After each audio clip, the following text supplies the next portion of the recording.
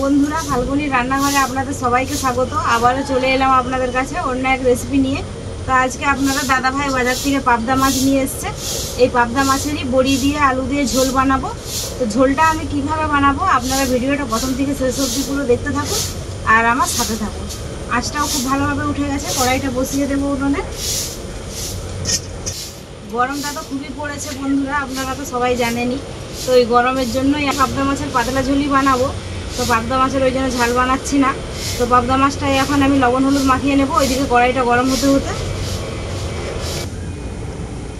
লবণ হলুদের গুঁড়ো, মাছটাতে আমি খুব ভালো করে লবণ আর হলুদটা মাখিয়ে নেব। এদিকে কড়াইটা গরমও হয়ে গেছে খুব ভালো করে। কড়াইয়ের মধ্যে আমি দিয়ে দেব সরষের তেল। তো বন্ধুরা, তেলটা খুব ভালোভাবে গরম হয়ে গেছে, এখন আমি মাছগুলো ভেজে নেব। তো এই পাবদা মাছ কিন্তু ভাজার সময় কিন্তু ফাটে, আপনারা ঢাকা দিয়ে ভাজবেন।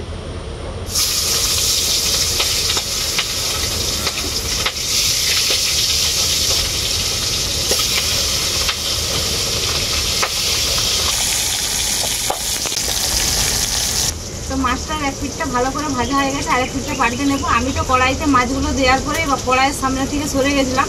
তো আপনারাও সাবধানেই কিন্তু মাছগুলো ভাজবেন।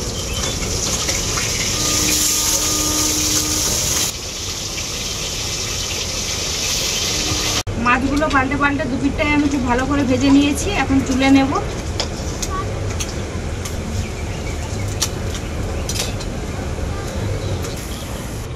বাকি মাছগুলো আমি একইভাবে ভেজে নেব। বাকি মাছগুলো আমি একইভাবে ভেজে নিয়েছি, তুলে নেব।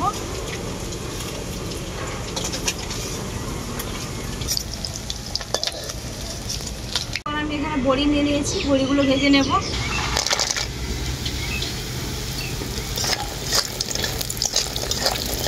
এই বড়িগুলোকে কিন্তু আমি লাল লাল করে ভেজে নেব একদম। বড়িগুলোকে আমি লাল লাল করে ভেজে নিয়েছি, এখন তুলে নেব।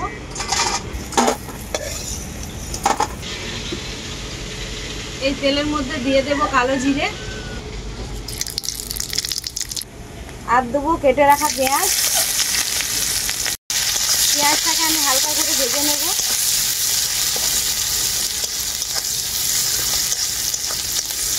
পেঁয়াজটাকে আমি হালকা করে ভেজে নিয়েছি, এখন এর মধ্যে দিয়ে দেব কেটে রাখা আলু।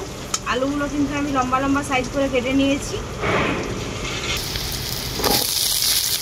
আলুর মধ্যে দিয়ে দেব পরিমাণ মতো লবণ। আলুটাকে এরপর আমি খুব ভালো করে পেঁয়াজের সাথে ভেজে নেব।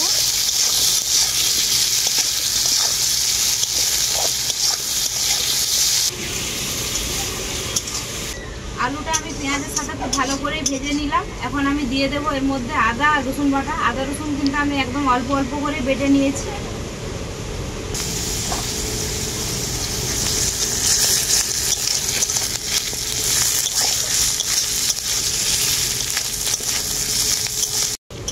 আদা আর রসুনটাকে আমি খুব ভালো করে ভেজে নিয়েছি, আদা রসুনের কাঁচা গন্ধটা বেরিয়ে গেছে।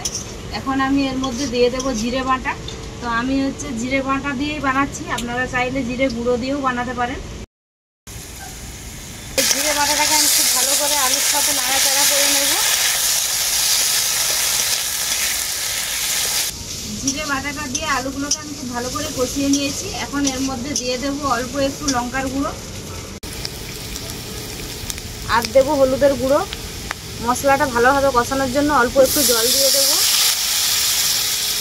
এরপর আমি মশলাটাকে আলুর সাথে খুব ভালো করে কষিয়ে নেব।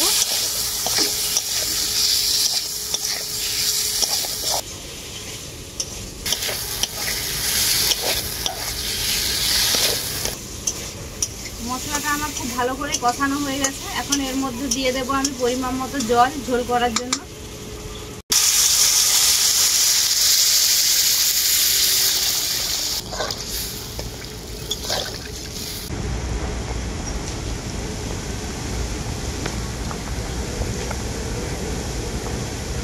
ঝোলটা খুব ভালোভাবে ফুটে গেছে, এখন আমি ভেজে রাখা বড়ি আর ভেজে রাখা মাছ দিয়ে দেব।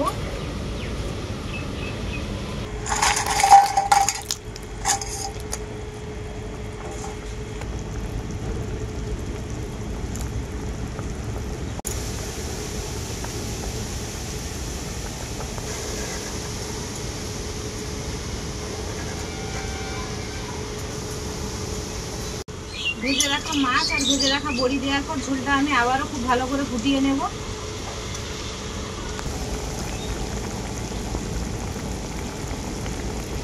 ভেজে রাখা মাছ আর বড়ি দেওয়ার পর ঝোলটা আমি খুব ভালো করে ফুটিয়ে নিয়েছি। পাবদা মাছের ঝোলের রেসিপিটা আমার পুরোপুরিভাবে রেডি, নামিয়ে নেব।